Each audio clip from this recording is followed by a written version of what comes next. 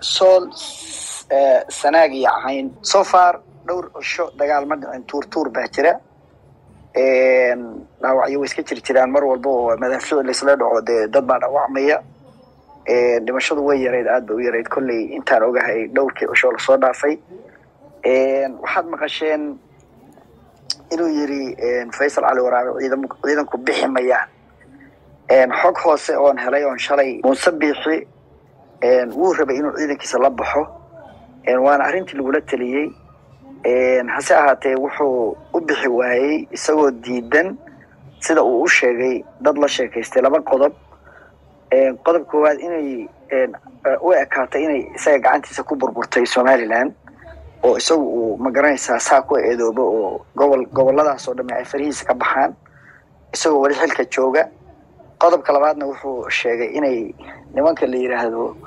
mucaaradku aysan shaqo fiican qaban oo laga rabay shaqadii la rabay inay qabtaan oo ahayd inay dawladda mucaaradaan oo ku mucaaradaan ciidanka joogista halka ay joogayaan labadii ninba waxay yiraahdeen ciidamadu meeshooda ha joogeen oo arintii bay taageereen marka hadaan ka saaro aniga la igu eedeynaya laakiin haday iyagu dhahaan hal la saaro waan yeeli lahaa waan saari lahaa kadibna saas adigu arrimo noocaas ayuu ku eedeeyay waxa la ii sheegaya hadda shirkii Itoobiya inuusan aadin inay u badan tahay oo baqdin ay jirto shakhsiya buuqna uu ka jiro madaxtooyadii gudaheedii oo saraakiil sarsare oo ay taliyay booliska iyo taliyay nabad sugidda ama sirdoonka Somaliland yaa loo diiday madaxtooyada inay galaan kadibna wasiir kaahin baa dacay inuu geliyo isagiina waa lagu daray war noocaas ay soo gaaray oo mar dhaweyd aan helay buuq baa ka dhex jira madaxtooyadii inqilaab baa lagu wadaa Muuse waa leeyahay iyo wareer noocaas ciidamadaas marka meesha jooga waxay u weeyihiin ciidan go'doon ku ah iyagu meesha oo aanba xiriir toos ah la lahayn garanaysa ama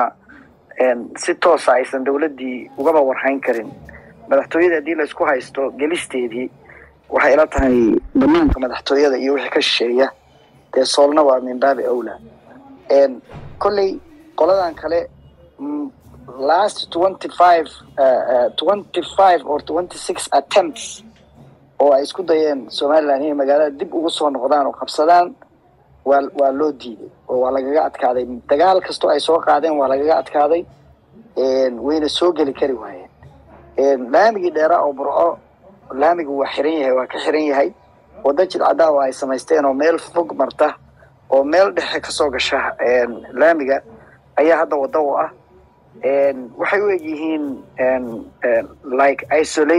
isolated